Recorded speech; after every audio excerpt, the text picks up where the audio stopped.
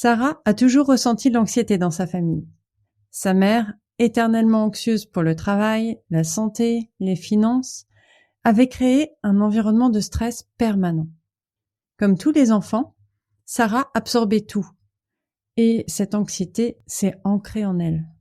Chaque changement dans sa vie lui crée de l'angoisse. Et maintenant qu'elle est maman, elle se bat pour ne pas laisser cette anxiété impacter ses enfants. David, lui, n'a jamais entendu parler d'émotions. Son père était impassible, réservé, et considérait toute expression sentimentale comme une faiblesse. Maintenant, David ne sait pas quoi faire de ses sentiments. Il ne saurait même pas les nommer. Ses relations sont compliquées, et depuis qu'il a des enfants, il a réalisé l'importance de parler, de partager, et de ne pas laisser le silence s'installer entre lui, sa femme et ses enfants.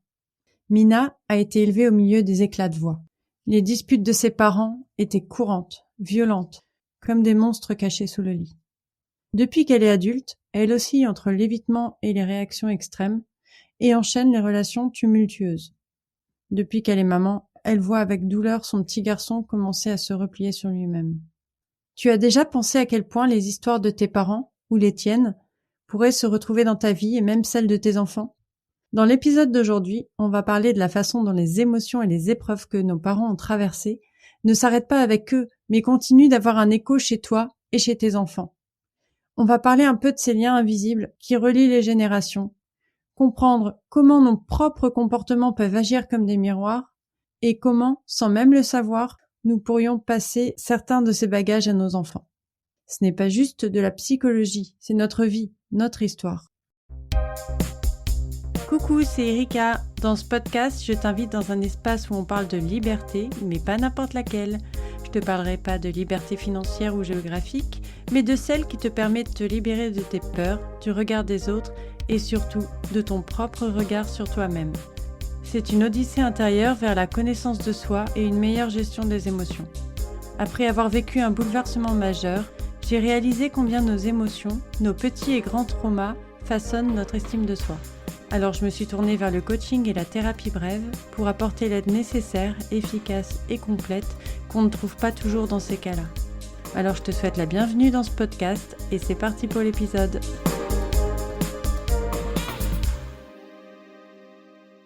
C'est un sujet qui touche, qui remue, parce qu'il s'agit de nos familles, de nos amours et de nos luttes. Et aujourd'hui, on va essayer de trouver ensemble comment on peut briser ces cycles qui nous pèsent pour permettre à nos enfants d'avoir des poids en moins dans leur bagage. Je t'ai déjà pas mal parlé des traumas, comment les identifier dans l'épisode 38 et également dans l'épisode 42. Ces blessures profondes, elles ne restent pas enfermées dans le passé.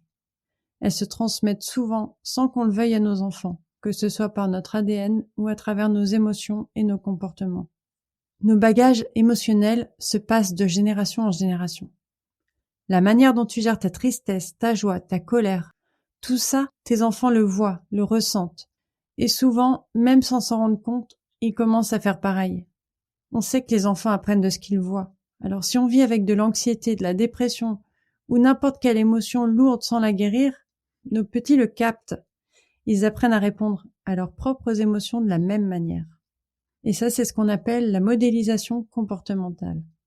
Ils nous imitent et parfois, ils héritent de nos douleurs. Puis, il y a les réactions directes. Disons que si on est souvent stressé ou triste, ça crée une ambiance à la maison. Et même si on a l'impression de super bien le masquer. Les enfants sont super sensibles à tout ça. Ils sont en plein développement. Ils absorbent cette atmosphère. Ça peut influencer la façon dont ils évoluent sur le plan émotionnel, la façon dont ils vont apprendre à se sentir en sécurité ou non dans leur propre peau. Comprendre ces mécanismes, c'est permettre aux générations futures d'être plus libres de nos propres vieux fantômes. C'est offrir à nos enfants la chance de vivre leur propre vie, pas juste une répétition de la nôtre.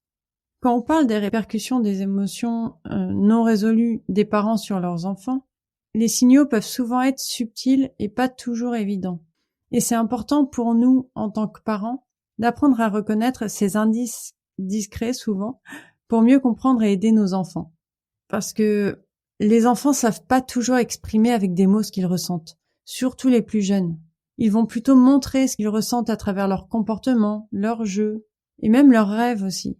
Par exemple, un enfant qui est affecté par l'anxiété ou la tension à la maison, il pourrait commencer à jouer de manière répétitive ou agressive.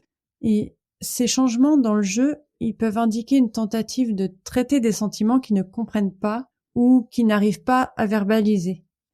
Je parlais des rêves. Par exemple, les rêves récurrents sont vraiment un signal que quelque chose d'important se passe sur le plan émotionnel.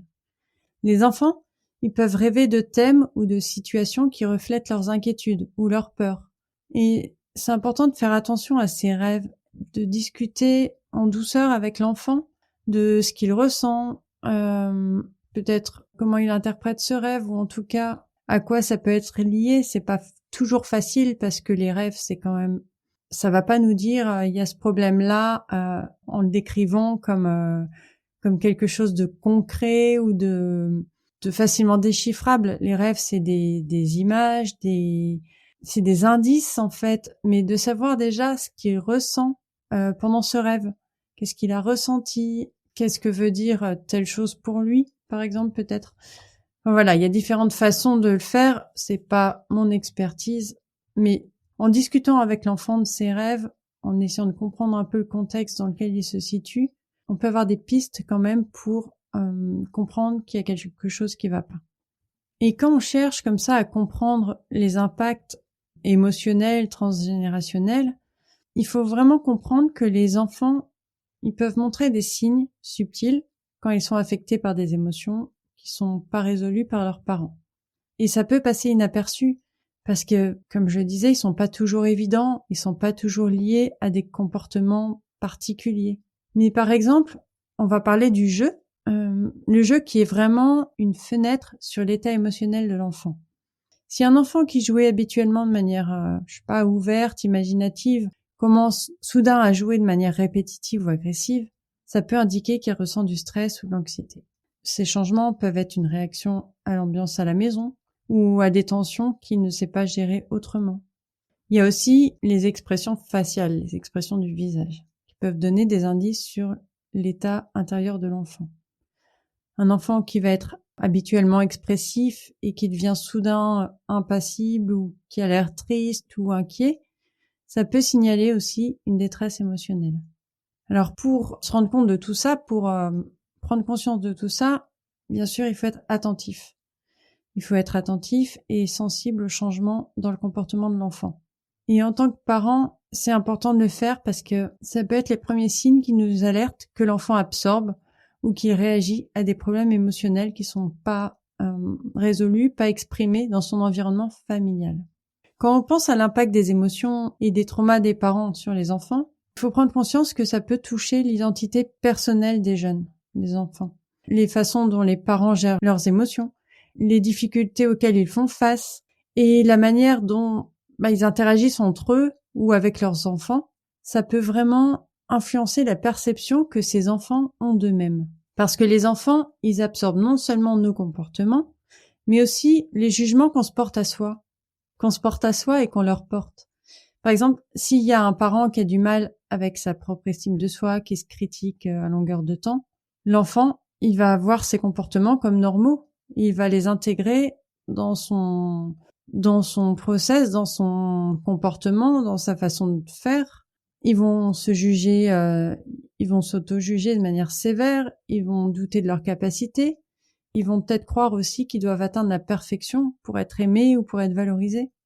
Et j'ajoute à ça que les enfants qui évoluent dans des environnements où les émotions sont mal gérées, ils peuvent avoir aussi du mal à se définir en dehors des attentes familiales. Parce qu'ils vont se sentir coincés dans les rôles que la famille leur a assignés, même si c'est inconscient, encore une fois, comme par exemple être le pacificateur, le responsable, celui qui prend soin des autres. Et ça va les limiter dans leur exploration d'eux-mêmes, dans qui ils sont en dehors de ces rôles. Alors je t'invite, si tu te sens, si ce que je te dis te titille, si ça te parle, si tu te reconnais, à encourager ton enfant à exprimer ses sentiments, ses sentiments à lui, à aller vers ce qui lui plaît, vers ses centres d'intérêt, à faire des choix indépendamment des préférences des parents ou de la famille. Et ça pourra l'aider à développer une meilleure image de lui et une meilleure estime de lui. Parce que c'est reconnaître que c'est un individu à part entière qui a ses propres envies, ses propres goûts, ses propres passions, ses propres capacités, ses propres qualités, et que c'est pas juste une extension des attentes de ses parents. Et toi, en tant que parent, je t'invite également à prendre conscience de tes propres traumas, de la façon dont tu gères tes émotions et de travailler à les résoudre. Parce que ça peut ouvrir l'espace pour que ton enfant ou tes enfants développent sa propre identité, plus forte, plus autonome, et le préparer à mener une vie où il se sent confiant, où il se sent bien dans sa peau, et probablement moins dépendre du regard des autres également. Alors, pour renforcer ces liens, pour mieux gérer les émotions au sein de la famille, il y a des techniques de communication positive. Ça permet non seulement de parler plus efficacement, mais aussi d'écouter d'une manière qui valide et qui respecte les sentiments de chacun. Alors, l'écoute active, c'est une technique clé, mais c'est pas juste écouter en fait. C'est écouter attentivement ce que l'autre dit, mais sans préparer ta réponse avant qu'il ait fini de parler. Parce que ça, c'est pas de l'écoute active. Ça, c'est de l'argumentation ou tu entends, mais c'est pas de l'écoute. Parce que quand tu écoutes la personne sans réfléchir à ce que tu vas dire juste après, ça montre que tu valorises vraiment ses mots et ses sentiments. Parce que ça nécessite de faire attention non seulement aux mots, mais aussi au langage corporel et aux émotions qui peuvent surgir ou qui peuvent être retenues. Et ça, l'écoute active, ça aide vraiment à créer un climat de confiance où la personne se sent entendue et comprise. Il y a aussi les phrases positives, la valorisation. Ça va consister à renforcer positivement des comportements ou des expressions émotionnelles. Par exemple, si un enfant partage quelque chose qu'il ressent, le reconnaître, le valoriser avec une phrase comme « Je suis vraiment content que tu m'aies parlé de ça », ça peut encourager une communication qui va être ouverte, une confiance. Et les affirmations positives, elles contribuent à construire l'estime de soi des enfants. Mais construire l'estime de soi et aussi renforcer le sentiment de sécurité émotionnelle au sein de la famille. Enfin, je te parlerai de la communication non violente, t'en as sûrement entendu parler. Ça, c'est une approche vraiment puissante qui facilite l'échange respectueux des pensées et des émotions. Elle implique de parler de nos propres expériences, nos propres émotions, sans jugement et sans blâmer les autres. Et donc, limiter les défenses, les conflits, etc. La CNV, elle encourage à exprimer clairement nos besoins et à écouter ceux des autres. Ça va être je constate que tu as eu une dispute avec ton frère, ça m'a blessée parce que vous êtes mes enfants, je vous aime et j'aimerais avoir une famille soudée.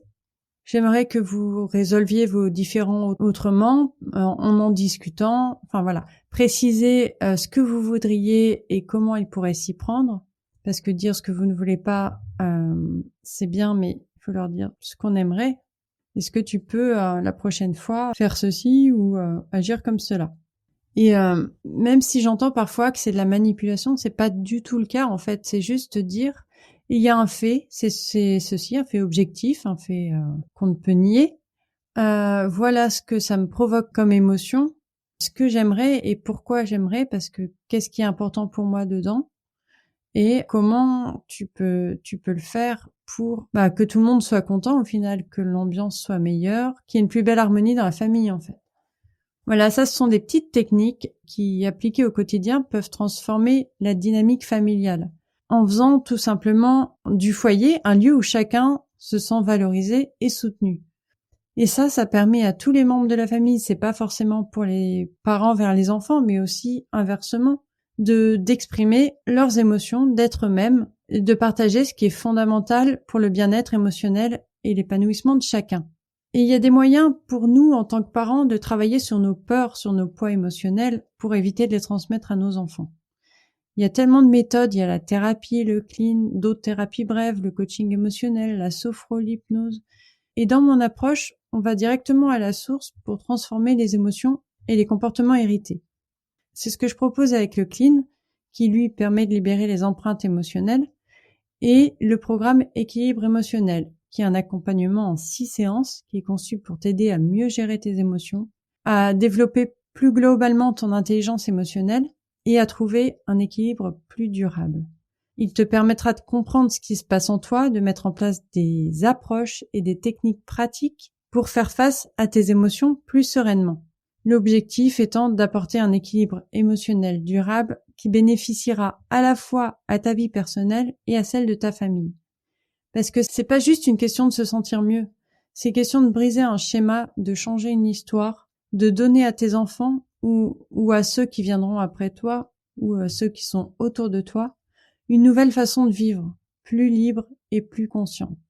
Alors, on arrive à la fin de cet épisode. Je t'ai parlé des différentes situations possibles, de l'impact sur les enfants, de comment déceler des difficultés émotionnelles chez les enfants, même si c'est pas exhaustif. Mais voilà, je t'ai donné quelques petits tips pour repérer si besoin des difficultés. Je t'ai parlé de comprendre les signaux, de l'impact de nos propres traumas, de nos propres douleurs sur la vie familiale, au-delà de l'impact sur ta propre vie à toi. Et je t'ai parlé de techniques de communication positive. Alors si cet épisode te parle, si tu te reconnais, si tu as conscience de l'impact que ça a sur tes enfants, que tu vois qu'il y a quelque chose qui va pas, je te propose de me contacter, que ce soit par LinkedIn ou par Instagram ou par mon site. Il y a des choses à mettre en place. Je travaille également avec une personne qui est spécialisée dans le sommeil des enfants. Donc, si tu sens qu'il y a des difficultés à ce niveau-là, on peut mettre en place des choses pour que tu te sentes mieux, pour que ton enfant te sente mieux, et au final, toute la famille. Donc voilà, j'espère que cet épisode t'a plu. N'hésite pas à partager ton expérience, à me dire si ça a évoqué quelque chose chez toi et à partager l'épisode à quelqu'un qui, pour toi, pourrait être concerné. Je t'embrasse et je te dis à la semaine prochaine.